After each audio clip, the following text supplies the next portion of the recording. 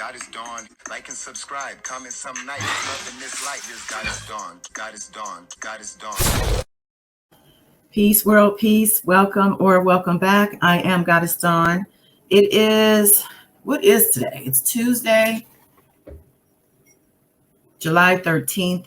And I'm here briefly today in the middle of my busy work day to clarify something because I saw another YouTuber, I'll say her name, Infamous Sylvia, infamous for always blowing up the misinformation and just saying and doing anything to make Robert Sylvester Kelly look good. She has a video up. It says, big win for Roberts. I don't know Roberts what, but big win for Roberts, Judge Donnelly MDC order or something to that effect. So of course I'm going to say, what big win? What big win, right? So I go to listen and it's bullshit as always. So I'm here to set the record straight. Now, I wasn't going to go live about this because we are going live Wednesday night, tomorrow night. That's our R. Kelly live night to catch up on what's new and also to hopefully try to finish this crime line that we're on of his before the trial stuff comes up, right? So with that being said, since R. Kelly has a new attorney in the mix, I've been expecting filings and they've already started. So of course, to recap, his defense team put a motion in to help him get out on emergency temporary release pre-trial so they could meet with him. They claimed they couldn't meet with him, especially since he's been transferred and there's going to be quarantines every time they have to, have him go to a hearing and this and that. Well, okay, so the government responded and said, no, you will have full access. They've confirmed with the prison officials about what the hours are and all of this.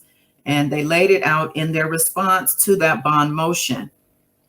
So the bond motion stated, I believe, 8 a.m. to 8 p.m. for the visits, except for scheduled visits. Walk-ins would be a different story, and that they could schedule the visits online.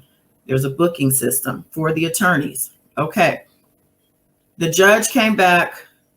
She denied the bond request and basically said, you have access to your client, and if you have any issues, let me know. Well, this past weekend, apparently they had issues, and his new attorney, Deborah Cannett, along with Tricky Nikki, aka Nicole Becker, and Thomas Farinella, the one that stutters and gets all sweaty whenever the judge asks him a question. They responded to their issues this past weekend with the visiting with a status report to the judge. The status report stated, let me pull that up actually. So yeah, the status report states here that they are basically writing to apprise the court that they have made efforts to visit Mr. Kelly over the weekend. And they said, please know that the promise of 8 a.m. to 8 p.m., 7 days per week played out as we suspected it would. So they're, basically alluding that the government is giving them the runaround. It says that on Saturday, they were told they had to terminate their visit at 3:30 and specifically told that all visits terminate at 4 p.m. on weekends. And we were ushered out before that time. It says on Sunday, we were asked to leave at 3 p.m. Says the net effect is that we lost approximately 10 hours of prep time with Robert. It says more significantly, we have not been able to confirm any visits for this week. Most of the times the rooms were already booked. Again, our recollection is that the government stated we will have unfettered access from 8 a.m. to 8 p.m., 7 days per week. Moreover, we will be in a designated room. The promise is far from being met. It says, given the urgency of the situation, we respectfully request that your honor issue an order allowing us visits with Robert Kelly 7 days a week, 8 a.m. to 8 p.m. starting today.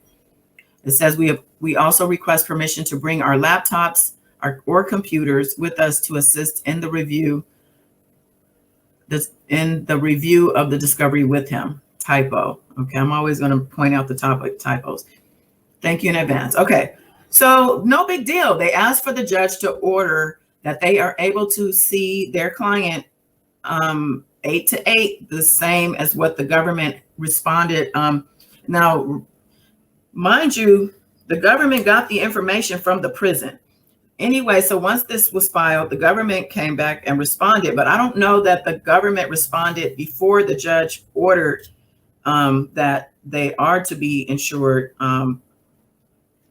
time with their client. So I'm going to go back to the order response that the government submitted. And it looks like based on the timeline on the docket, this response didn't come before the judge made her decision on the order. So the government responded to this, and basically they're not disputing that the attorneys get time with Robert Kelly. They're not disputing or trying to stop that. Now that's where I'm coming in at on Sylvia, Sly Fox.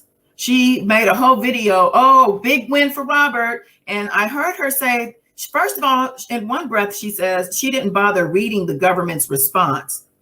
Then in the next breath, she says they tried to stop it. Well, if you didn't read their response, why are you saying they tried to stop it? They didn't try to stop it. They basically just want to clarify that the error was on that of the prison. And so they responded here saying, the government writes in response to the defendant Robert Kelly's letter dated July 12, 2021, requesting that the court order that the Brooklyn MDC permit defense counsel to meet with the defendant 7 days a week, 8 to 8, scheduling a visit to the Brooklyn MDC for Saturday, July 10th, between 11 and 5 p.m. and Sunday between 10 and 3. They're saying this is what the email said. So I don't know why he thought he was going to do 8 to 8. He didn't even request 8 to 8. Anyway, says the government immediately contacted counsel for the Brooklyn MDC, who agreed to assist. In parentheses, it says the government advised the defense counsel that going forward, he would arrange for future visits by completing the online form and following up with an email. During the afternoon on Saturday, July 10th, 2021, the counsel for MDC advised the government that she had mistakenly confirmed the meeting when in fact the MDC closed for visiting earlier than 5 p.m. on Saturday. And they have a footnote. Counsel for the Brooklyn MDC initially advised that the legal visit would need to end at 4 p.m. on Saturday, which information the government passed along to the defense counsel. Today, counsel for Brooklyn MDC clarified that the legal visits end at 3:30 p.m. So the government, following getting this information from the prison, they immediately contacted defense counsel by email and advised him of such. Today, in response to a request for clarification from the government, the counsel for the MDC advised that she had misspoken. And when she represented to the government that MDC was open for legal visits every day between 8 and 8 p.m., 8 a.m. and 8 p.m., a representation that the government then passed along the court and defense counsel.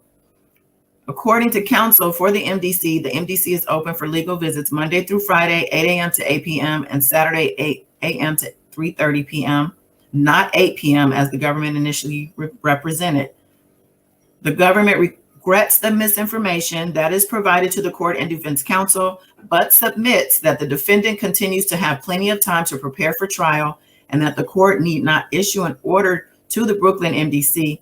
In fact, contrary to his representation in the letter to the court, this past weekend, the defendant lost 1.5 hours, 3:30 p.m. to 5 on Saturday, not 10 hours as a result of the miscommunication. So the government just basically came back to say, look, yeah, we gave you that information in the response to your motion. We presented that to the court, however, and to the defense counsel. However, that information was misrepresented to us by the prison. So as soon as they got the correct information, they immediately emailed Devereaux Canick and his team to let them know.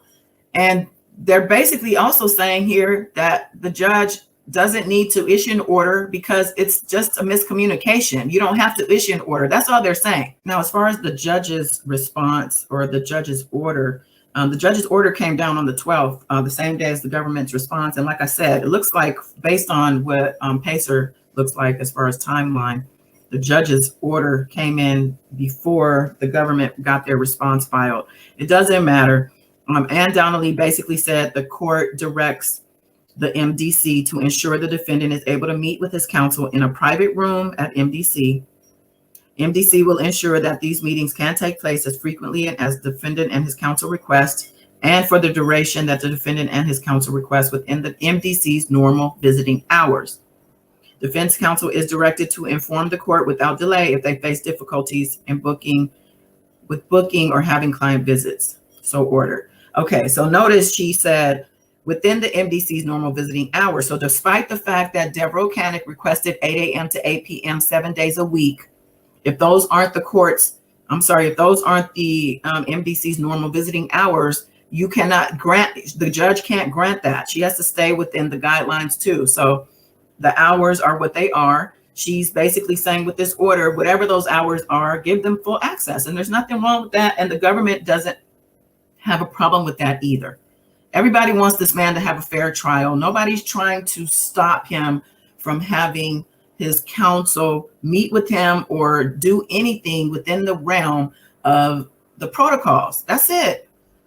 Nobody's trying to stop this man from getting time with his counsel. So don't believe the YouTubers, Sylvia, to hype his fan base up the way that you are. Oh, it's a big win. It's such a big win for Robert. Oh, prayers are answered. That is a fallacy. You are misrepresenting the facts. So this kind of thing is why I even have a channel, because I hate to hear when people are just gaslighting and just messing with people's minds. Like, stop. All right. Anyway, that's all I got. I just wanted to come clarify that, because as soon as I saw and heard the little bit that I did, I didn't even have to listen to the whole 25-minute video or whatever. As soon as I heard her say, oh, they tried to stop it, I knew that wasn't true. I had already read the paperwork, and I wasn't even going, I didn't think it was that serious to come and do a whole video on this filing. You know what I'm saying? But anyway, join us tomorrow evening. Typically on Wednesdays, we go at 7 p.m. Pacific. I might come a little earlier at 6, depending on how my day is going. But, if you're subscribed, you should get the notification. So if you're not subscribed, please do so. Like this video, share your comment. I'm curious to know your thoughts. Even if you think I'm wrong, I want to know. I want to know your perspective. But these are the facts. All right. So I appreciate you. Till next time.